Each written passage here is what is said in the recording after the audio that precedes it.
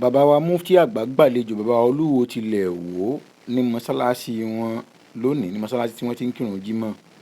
Ibẹ̀ ni bàbá wa olúwo ti sọ oríṣiríṣi àwọn nǹkan àwọn ìròyìn kàyéfì nípa ìlú Mẹ́kà lẹ́yìn tí wọ́n ti ibi iṣẹ́ àjìdé nílùú Mẹ́kà. Ẹ̀yin èèyàn wa ẹ gbọ́ ohun tí bàbá náà sọ, ọ̀rọ̀ náà tóbi ọjẹnurú wa lọ, ẹ jẹ́ a jọ gbọ́ síbẹ̀ rí. Sẹ́yìn ṣe rẹ̀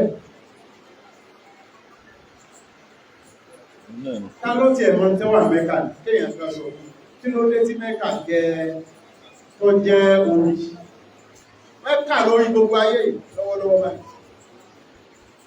Ta ló mọ̀ tó dé lẹ́nìkan lè sọ fún mi kí n tó sọ ọya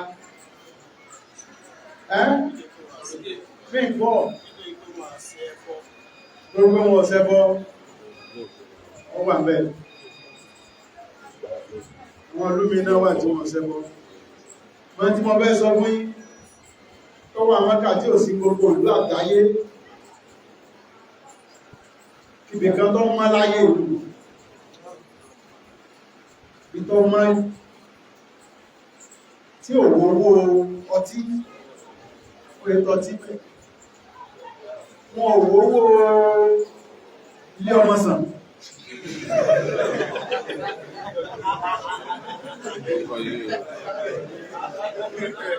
Mẹ́kà òwòwò aṣẹ́wó ọ̀pọ̀ èèyàn ni ọmọ ní àwọn tí máa mú dàgbàsókè wánú owó burúkú mú dàgbàsókè owó èkó. Ìlú tó yẹ pé wọ́n èyí jà lébẹ̀. Ìlú tó yẹ pé tọ́ bá mú pépà lọ́wọ́ kó tó sọ́lẹ̀ ṣẹ́lú ti ẹ́rà sọ́dà bẹ́ẹ̀. Wọ́n máa fi Mẹ́kà wé bí kankan. Wọ́n jọ ohun Mẹ́kà bí mo ṣe wà. Ó lọ ń ṣèwò bí irú Mẹ́kà. Mẹ́kà ìṣẹ́gbẹ́ ìlú kankan. Pọ́ Mẹ́kà àti Mẹ́dínà.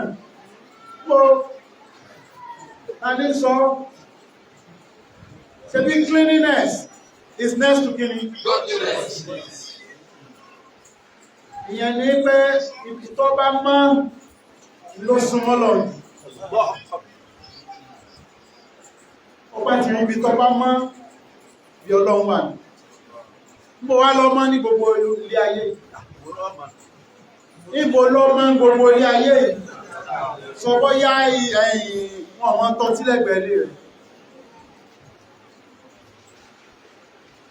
Sọ̀bọ́ yá wọn ọ̀mọ àwọn aṣẹ́wó ilé aṣẹ́wó sílẹ̀ bóyá pọ̀jìnà lé sínú ìlú rẹ̀ ṣe kò sí gbogbo ọwá wò bọ́yá wọ́n ẹ̀wọ́ àmọ́ta sọ àmọ́ ìjìnà ọmọ fi Mákàwé ìlú wo mo ṣe nígbà ẹ̀wọ́ tó ìwó tí ìtò Mákà tí ń bá ṣàdúrà pé bọ́lọ̀ ní ó tó bẹ́ẹ̀ àwa náà máa wo owó aṣẹ́wó owó ọtí owó bá ṣiṣẹ́ lẹ́yìn náà bá pọ̀ lú ní máa gbogbo ayé ní ọmọ ayé láwọn èèyàn ó ti fẹ́ ṣekele wọ́n ti fẹ́ ṣàdúrà ọ̀sádùá tó gbà Mọ́kà tí ò ní àbí tó ọ̀bá gbogbo àdúrà tí mo gbà lọ́gbà